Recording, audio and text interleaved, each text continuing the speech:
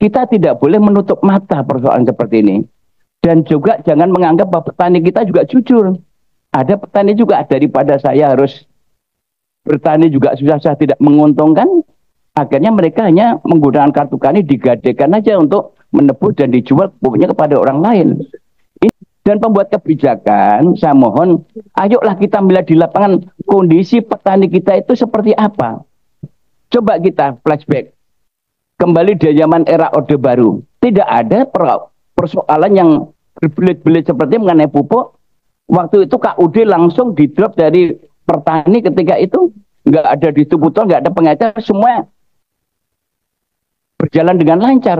Tapi kenapa justru sekarang ini semakin canggih, semakin sulit masyarakat itu untuk mendapatkan hak-haknya. Tujuan daripada negara ini hadirkan untuk memberikan kemudahan kepada rakyatnya, untuk memberikan bantuan kepada rakyatnya yang tidak mampu. Tetapi faktanya di lapangan seperti ini, kita cuma diam saja. Awal tahun depan, awal masa jabatan akan datang, revisi undang-undang tentang perpupukkan harus kita lakukan. Sebetulnya tidak ada yang sulit. Yang susah itu adalah kalau kita tidak ada kemauan. Kalau kita bisa merevisi undang-undang masa jabatan kepala desa hanya 3 hari. Kita bisa merevisi undang-undang TNI Polri hanya 2 hari. Bahkan 1 hari. Kalau ini untuk kepentingan rakyat, kenapa kita nggak lakukan dalam waktu sesingkat-singkatnya? Kemauan.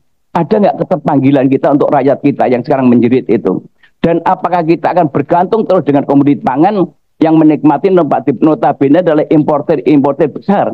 Perusahaan multinasional yang kantornya Singapura itu menjadi importer semua. Kita tidak boleh menutup mata masalah ini. Pertama-tama saya tidak akan masuk kepada tentang kota dan lain sebagainya. Tapi saya ingin menyikapi terhadap berbagai persoalan yang tadi telah disampaikan dan diutarakan oleh pemerintah maupun juga kawan-kawan. Kalau kita bicara masalah pupuk, tadi Pak Sekjen di awal penyampaiannya sudah jelas bahwa pupuk adalah kebutuhan dasar untuk meningkatkan produksi. Ini prinsipnya sudah jelas. Dan ketika itu Bapak Presiden juga sudah menyampaikan berkali-kali, memberikan peringatan bahwa produksi pangan harus ditingkatkan, harus digenjot. Tetapi untuk menggenjot itu kan tidak seperti ngondel sepeda. Ada sepeda, diondel 1 orang, selesai. Kalau pupuk ini berbagai persoalan yang muncul adalah pertama adalah regulasi. Kalau saya lihat dari persoalan yang muncul dari awal ini kan regulasi.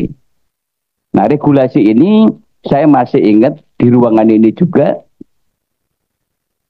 Dulu pupuk subsidi itu kan tidak untuk semua komoditi. Hanya untuk terbatas tanaman pangan. Karena memang tujuannya adalah menekan produksi pangan. Tetapi sekarang begitu pupuk subsidi dibuka, melebar, semuanya menggunakan pupuk subsidi. Dari berbagai jenis. Nah, pertanyaannya adalah kalau ini pemerintah tidak mulai kontrol kembali, tidak mulai menegaskan kembali tujuan pupuk subsidi untuk siapa? Ya untuk kalangan masyarakat petani yang tidak mampu. Bukan petani yang kaya. Faktanya di lapangan itu sekarang pupuk subsidi ini menjadi rayahan. Dulu pernah kita temukan di gerobokan itu, dioplos lah. Ternyata yang pengoplosnya itu adalah ada backingnya juga. Nah, seperti ini.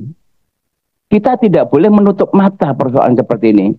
Dan juga jangan menganggap bahwa petani kita juga jujur.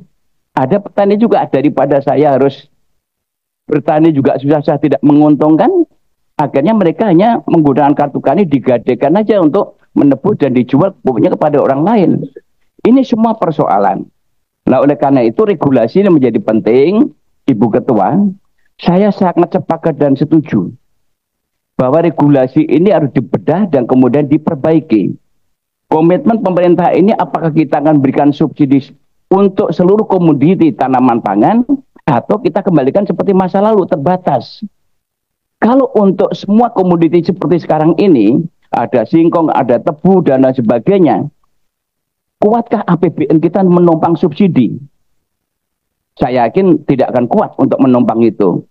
Jadi kebijakan Menteri Keuangan mempertimbangkan itu. Karena teman-teman di Kementerian Pertanian itu lebih membuat kebijakan yang sifatnya populis. Kalau udah banyak memberikan subsidi, mengumumkan sekian juta ton, itu seperti pahlawan. Padahal sebetulnya itu tidak seperti itu. Ini satu hal.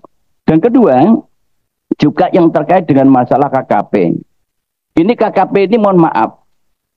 Waktu saya menjadi pimpinan komisi di tahun 2009, menterinya dari Pak Fadel sampai Pak Cicip, sudah saya ingatkan bahwa KKP jangan gandul terus di Kementerian Pertanian tentang pupuk subsidi.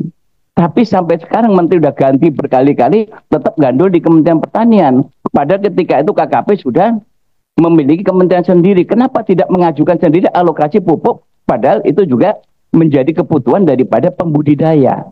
Nah, oleh karena itu ini regulasi yang harus kita perbaiki, karena tadi Pak dari KKP menyampaikan bahwa salah satu yang menganggap itu ada aturan hukum yang belum mengakomodir.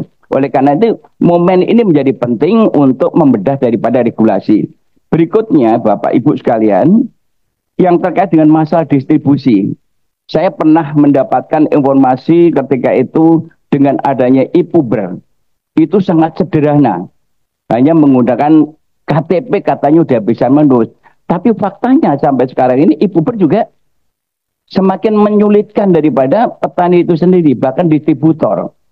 Nah, dengan adanya kesulitan-kesulitan ini, saya minta kepada pemerintah tegas saja. Jangan membuat kebijakan yang sifatnya ambivalen. Kartu tani diberlakukan, e-puber diberlakukan, akhirnya bingung yang di lapangan. Dan pembuat kebijakan, saya mohon, ayolah kita melihat di lapangan kondisi petani kita itu seperti apa. Apakah petani kita ini udah aware terhadap masalah teknologi? Apakah yang namanya frekuensi itu bisa dijangkau sampai ke desa? Belum semua terjangkau oleh karena itu. Jadi ini persoalan-persoalan teknis juga menjadi kendala di lapangan. Oleh karena itu saya minta kepada pemerintah tegas saja, jangan ada dalih e-KTP e-puber lebih bagus atau kartu tani lebih jelek, putuskan aja satu. Kalau memang e-puber, kalau memang kartu tani. Jadi tidak membingungkan masyarakat. Ini yang minta penegasan. Kemudian juga yang terkait dengan masalah kebijakan yang terkait dengan masalah distribusi. Karena terlalu banyaknya birokrasi tadi, akhirnya petani kita ini sudah mulai katanya kemarin 9, sekian juta ton itu untuk masa tanam kedua. Tetapi keputusannya itu kebijakan ini sampai masa tanam kedua habis, ini belum turun. Tadi disampaikan oleh Pak Diro juga. Karena birokrasi. Nah, apakah kebijakan yang terkait dengan pupuk ini, perlukah surat gubernur? Perlukah bupati? Perlukah kepala desa juga mengatur? Coba kita flashback. Kembali di zaman era Orde Baru. Tidak ada persoalan yang berbelit-belit seperti mengenai pupuk. Waktu itu KUD langsung di-drop dari petani ketika itu. Nggak ada distributor, nggak ada pengecer, semua berjalan dengan lancar. Tapi kenapa justru sekarang ini semakin canggih, semakin sulit masyarakat itu untuk mendapatkan hak-haknya. Jadi mohon maaf Bu Ketua, pimpinan semuanya dan para anggota, tujuan daripada negara ini hadirkan untuk memberikan kemudahan kepada rakyatnya, untuk memberikan bantuan kepada rakyatnya yang tidak mampu. Tetapi faktanya di lapangan seperti ini kita cuma diam saja. Saya menggarisbawahi bahwa saya sepakat panja ini juga dibentuk dan kemudian waktu kita ini tinggal 4 bulan efektif. Dan harapan kami juga untuk panja ini nanti hasilnya juga mengikat. Supaya betul-betul panja ini setelah diputuskan dilaksanakan. Bukan didiamkan saja, bukan dibiarkan saja. Jadi itu pimpinan yang saya sampaikan, mudah-mudahan ini menjadi solusi bersama karena hari ini kita duduk bersama-sama lah untuk mencari solusi. Untuk kepentingan rakyat kita. Kalau memang tidak berhak, ya harus kita tegas. Tidak berhak. Petani singkong itu juga orang kaya-kaya semua. Harus ada grade-grade-nya. Siapa petani singkong yang boleh, mana yang tidak boleh. Kalau dulu saya masih ingat bahwa untuk petani tanaman pangan itu hanya yang 2 hektar. Itu pun hanya pemilik. Sekarang ini penyewa pun juga bisa nebus. Karena permainan kartu-kartu tadi. Nah, ini mohon perhatian dan semua yang kami sampaikan adalah fakta di lapangan. Mudah-mudahan kita bisa menyelesaikan persoalan ini untuk kepentingan rakyat kita ke depan, dan Panja saya sepakat untuk segera dibentuk dan kalau perlu kita selesaikan dalam waktu singkat ini, dan insya Allah mudah-mudahan awal tahun depan, awal masa jabatan akan datang, revisi undang-undang tentang perpupuk harus kita lakukan. Sebetulnya tidak ada yang sulit. Yang susah itu adalah kalau kita tidak ada kemauan. Kalau kita bisa merevisi undang-undang masa jabatan kepala desa hanya 3 hari. Kita bisa merevisi undang-undang TNI Polri hanya 2 hari. Bahkan 1 hari. Kalau ini untuk kepentingan rakyat, kenapa kita nggak lakukan dalam waktu sesingkat-singkatnya? Kemauan. Ada nggak keterpanggilan kita untuk rakyat kita yang sekarang menjerit itu? Dan apakah kita akan bergantung terus dengan komoditi pangan yang menikmati notabene adalah importer besar. Perusahaan multinasional yang kantornya Singapura itu menjadi importer semua. Kita tidak boleh menutup mata masalah ini. Kita harus betul-betul mikirkan masa depan bangsa ini. Jumlah penduduk kita ini makin lama akan meningkat. Dan tidak mungkin kita akan bergantung dari komoditi pangan produk import yang makin lama makin mahal. Demikian pimpinan, mudah-mudahan ini menjadi solusi bersama dan insya Allah mudah-mudahan Panja bisa segera dibentuk dan kita mencari solusi bersama. Demikian, terima kasih. Assalamualaikum warahmatullahi wabarakatuh. Waalaikumsalam.